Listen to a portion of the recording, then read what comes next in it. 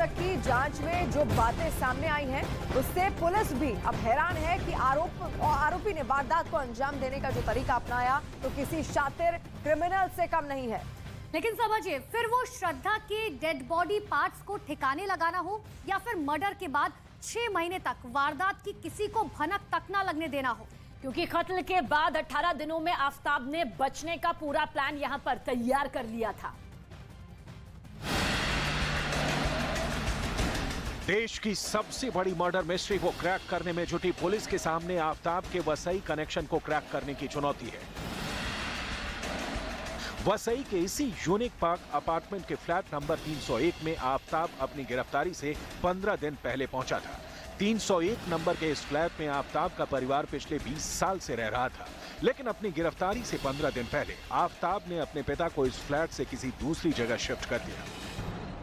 श्रद्धा Walker हत्याकांड का मुख्य आरोपी आफताब पूनावाला महज 15 दिन पहले मुंबई से सटे पालघर के वसई रोड में अपने घर पर मौजूद था और अपने घर पर वो माता पिता के साथ यहाँ पर आया हुआ था और घर शिफ्ट करने की वजह से वो दिल्ली से मुंबई यहाँ पर आता है। इस समय न्यूज़ 18 इंडिया की टीम वसई ईस्ट के यूनिक पार्क अपार्टमेंट में है और आपको दिखाना चाहेंगे कि यूनिक पार्क के सी विंग के तीसरे फ्लोर पर जो 301 फ्लैट नंबर है, आमीन पूनावाला, ये आफताब का घर है। आमीन आफताब के पिता का नाम है आमीन पूनावाला और 15 दिन पहले ही यहाँ पर आमीन पूनावाला और उनके बेटा आफताब ने पूरे घर को खाली कर दिया और घर को खाली करने के बाद वो यहाँ से मीरा रोड शिफ्ट हो चुके हैं। साधारण दिखता था, शांत मिजाज का था, किसी से कुछ ऐसा झगड़ा वगैरह भी कभी सोसाइटी में नहीं हुआ।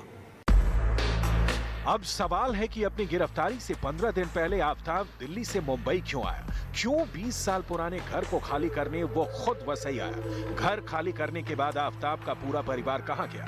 क्या आफताब और उसके परिवार को पता चल गया था कि पुलिस उनके घर तक पहुंच सकती है? इन सवालों का जवाब पूरे केस को क्रैक करने के लिए जरूरी है, ताकि आफताब के गुनाहों पर पड़ी हर परत को हटाया जा सके।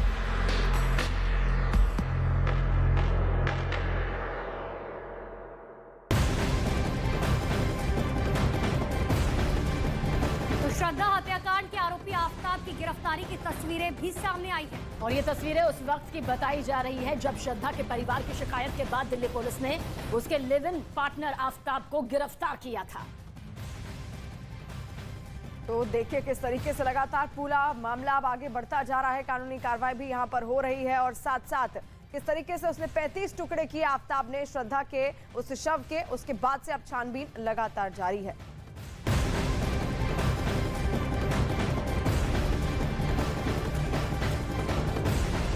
और दिल्ली पुलिस की इंटेलिजेंस यूनिट श्रद्धा हत्याकांड की जांच के लिए एक बार फिर आरोपी आफताब के छतरपुर वाले फ्लैट पर पहुंची और यहां से अभी तक की जांच में कई अहम सबूत पुलिस को मिल चुके हैं।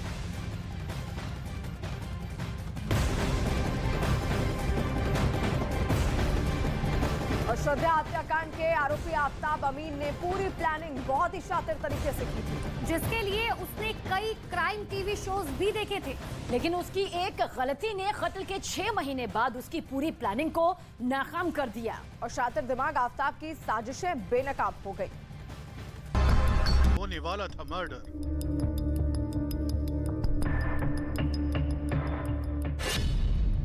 एक गलती ने सलाखों तक पहुंचाया।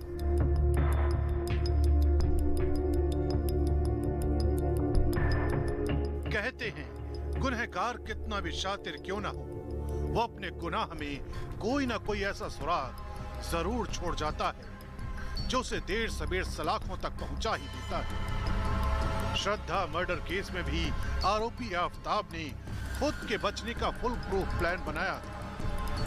एक एक सबूत उसने बड़ी बारीकी से मिटाया, लेकिन कत्ल और कत्ल के सीक्वेंस के डिजिटल सबूत वो चाहकर भी नहीं मिटा पाया। 26 अक्टूबर को वसई पुलिस ने आफताब का पहली बार बयान लिया। आफताब ने पहले बयान में बताया कि 22 मई को उसका श्रद्धा के साथ झगड़ा हुआ और इसके बाद वो अपना फोन लेकर घर छोड़कर चली गई। इसके बाद 26 मई को श्रद्धा का फोन बंद हुआ, लेकिन जांच में पता चला कि श्रद्धा के फोन से 22 मई से 26 मई के बीच ऑनलाइन पैसे ट्रांसफर हुए और उस दौरान फोन की लोकेशन दिल्ली के छतरपुर की थी। इसी झूठ से आफताब बेनकाब हो गया।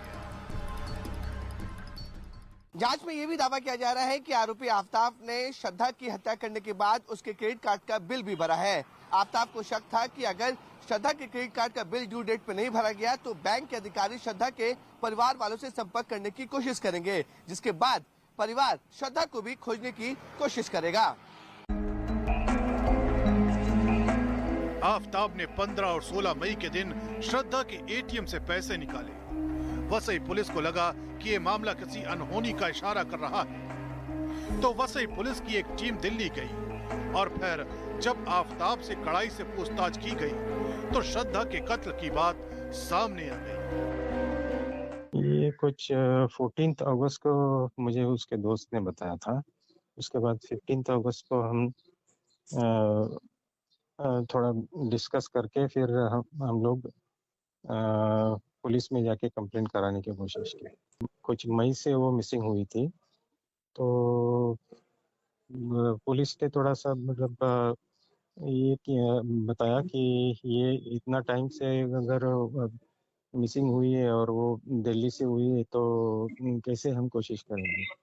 तब फिर हम बोले कि नहीं, ये तो मिसिंग हुई है तो आपको तो कंप्लेंट लेनी है, तो आप जरा कोशिश कीजिए। वैसे आफताब ने श्रद्धा के कत्ल का प्लान 18 मई से 10 दिन पहले ही बना लिया था। जांच में पता चला है कि कत्ल से करीब 10 दिन पहले आफताब और श्रद्धा का आपस में झगड़ा हुआ था। आफताब उसी दिन उसका गला घोटना चाहता था, लेकिन उस दौरान श्रद्धा इमोशनल होकर रोने लगी और ये देखकर आफताब के कदम पीछे हट गए।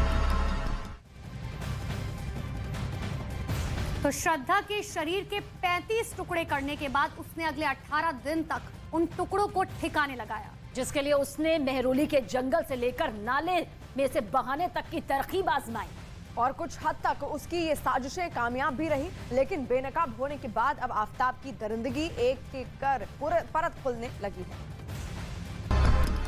मेहरौली के जिस जंगल में आफताब ने श्रद्धा के शव के टुकड़ों को फेंकने की बात कबूली है, उस जंगल से अब तक मानव शरीर के 10 अवशेष मिले हैं और अब तलाश बाकी के शवों के टुकड़ों की जा रही है।